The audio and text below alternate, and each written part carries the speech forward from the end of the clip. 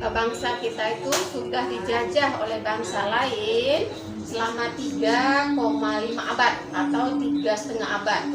Ya, yang dijajah oleh bangsa Belanda dan bangsa Jepang. Ya, ya jadi negara luar itu dia berlomba-lomba ya untuk bisa masuk ke negara kita untuk melakukan hubungan dagang. Ya, mengapa mereka berlomba-lomba datang ke Indonesia? Karena Indonesia itu kaya akan rempah-rempah. Ya, nah, jadi bangsa Belanda, bangsa Jepang, bangsa Portugis, bangsa Spanyol, ya mereka sudah datang ke bumi Nusantara ini. Ya, maka ya mereka menjalin hubungan baik dengan bangsa kita, tetapi di sebalik itu juga mereka punya maksud, ya punya maksud tertentu. Ya, sebelum kita mengawali semua cerita dari masa-masa penjajahan Belanda itu, sekarang kita masuk pada masa penjajahan Belanda di Indonesia, yaitu pada tahun 1596 sampai 1942. Ya, itu ekspedisi yang pertama yang dilakukan oleh Belanda itu pada tanggal 27 Juni 1596. Ya, yang dipimpin oleh Cornelis de Houtman. Ya, Cornelis de Houtman yang tiba di Banten.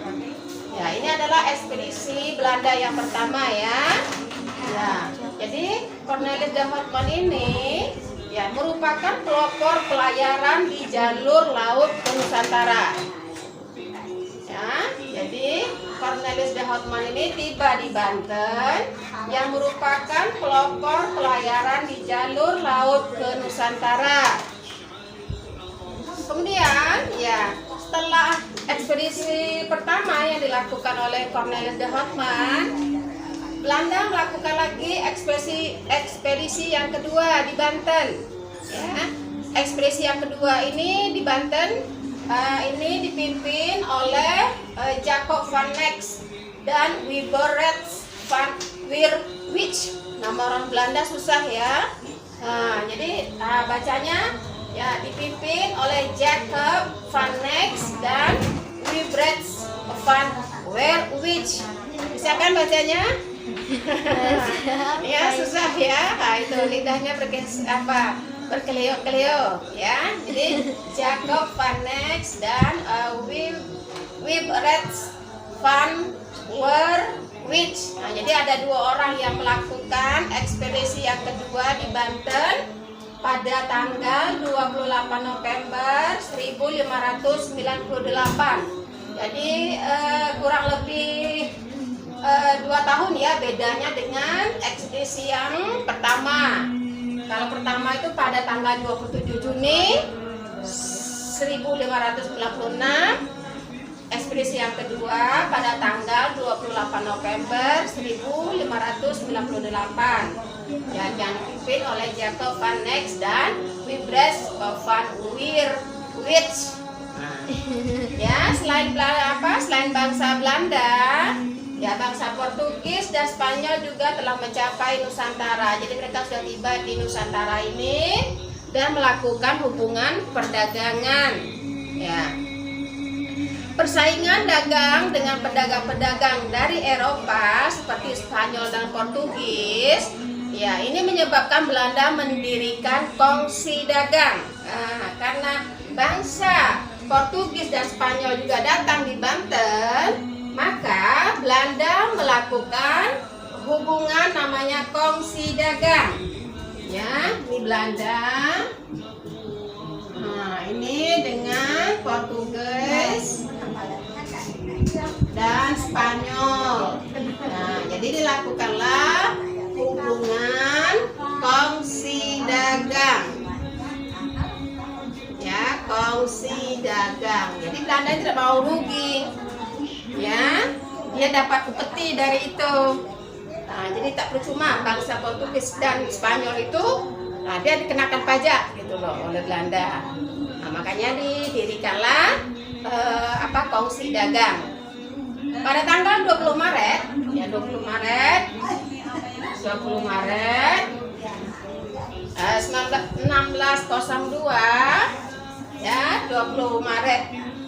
1602, Belanda mendirikan perusahaan perdagangan yang disebut dengan VOC. Nah, jadi apa? Belanda mendirikan VOC ya. Nah, ini VOC itu didirikan pada tanggal berapa? Pada tanggal berapa VOC didirikan? Ini 20 Maret 1602 ya. Nah, jadi VOC itu berdiri pada tanggal 20 Maret 1602. Berdirilah VOC. Berdiri VOC. Apa itu VOC? VOC itu adalah Verenigde Oost-Indische Compagnie. Nah, payah ya. Nah, ini VOC. Ini menulis saja. Ya. Verenig ya. Ini apa Ustaz? Susah sedikit Ustaz. Verenig. E-nya 2, Verenig de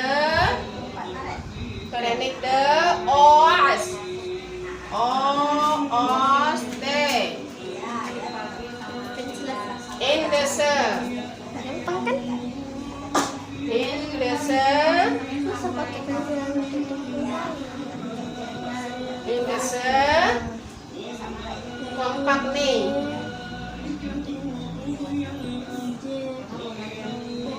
Nah, ini dia ya. Jadi kepanjangan VOC ini nak. Verenigde, coba. Verenigde Oost-Indische Compagnie. Nah, ya itu jadinya. Jadi VOC itu adalah Verenigde Oost-Indische Compagnie. Nah, itu adalah kongsi dagang antara Belanda dengan negara-negara Eropa, terutama bangsa Portugis dan bangsa Spanyol. Ya. Artinya, jadi arti kok apa VOC ini apa? Kongsi dagang Belanda di Hindia Timur. Kongsi dagang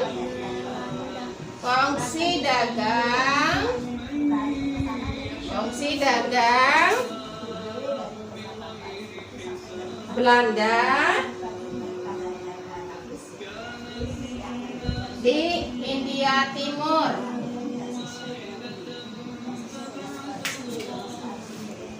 Nah, itu. Oke? Nah, jadi artinya VOC itu adalah kongsi dagang Belanda di Hindia Timur. Ya, VOC bermaksud, nah maksudnya VOC ini adalah ini ya nak.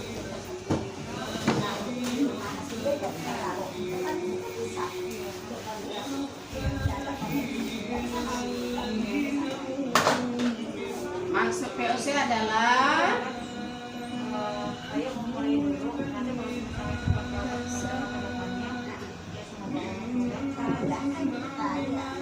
ya, satu,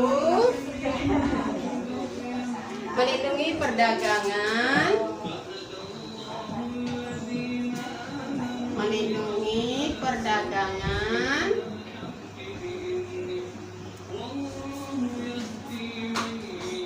di samudra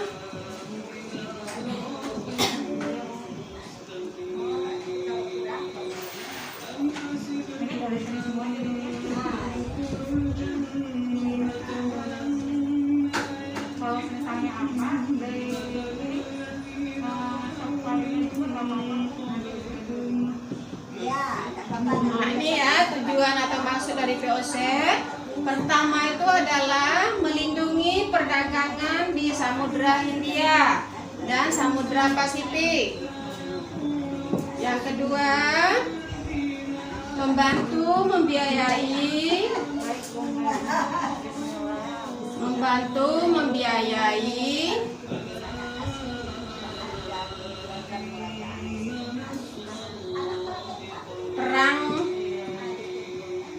perangnya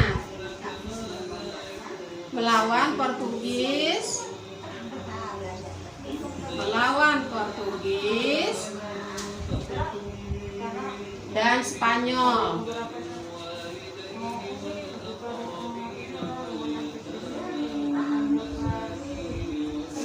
Nah, itu. Jadi selain untuk membiayai perang dia, ya dia juga melindungi perdagangan di Samudra Hindia dan Samudra Pasifik. Ya, kemudian membantu membiayai perangnya melawan Portugis dan Spanyol. Kemudian selain itu diberinya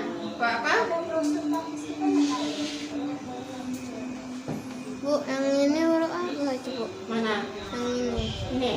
Enggak, sebelah sini. Ini. Yang mana? Oh, ini pada D. Pada tanggal. Ya.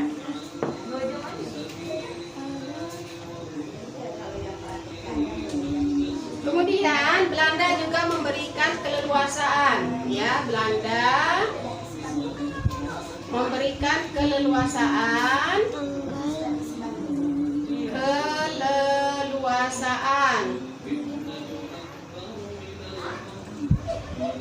kepada VOC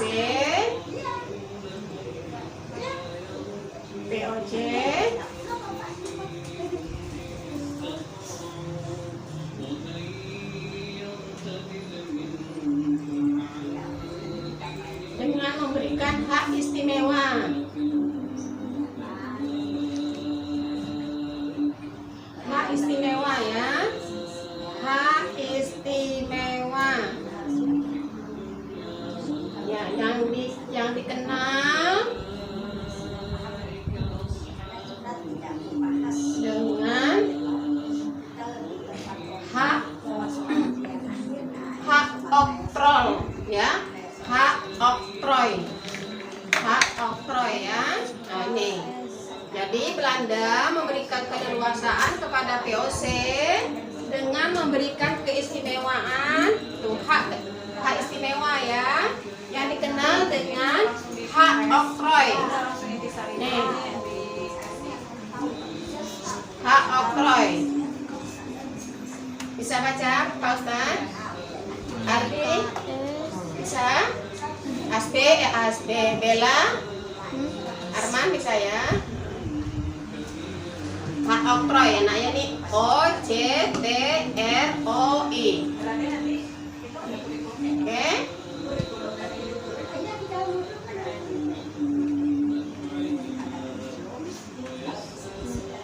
Ya. Hak istimewa atau hak oktroi itu meliputi hak oktroi meliputi titik 2, ya. Nah, A, mencetak dan mengedarkan uang. Mencetak dan mengedarkan uang.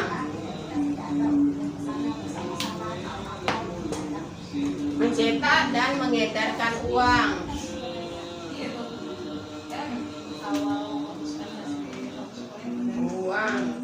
Masih banyak fotonya. Pas, ya. Nah. Jadi ini, ya. Jadi maksud POC itu tadi adalah ada 2, ya. Maksud POC ada 2. Melindungi perdagangan di Samudra Hindia dan Samudra Pasifik. Yang kedua, membantu membiayai perangnya melawan Portugis dan Spanyol. Kemudian Belanda memberikan keleluasaan kepada VOC dengan memberikan hak istimewa yang dikenal dengan hak oktroi. Ya, hak oktroi meliputi, ya, mencetak dan mengeluarkan uang, melakukan perang dan perdamaian, membuat benteng dan angkatan perang, mengatur pemerintahan kongsi, menguasai daerah, melaksanakan monopoli perdagangan, dan memungut pajak. Bisa baca Pak Hasbi Salman?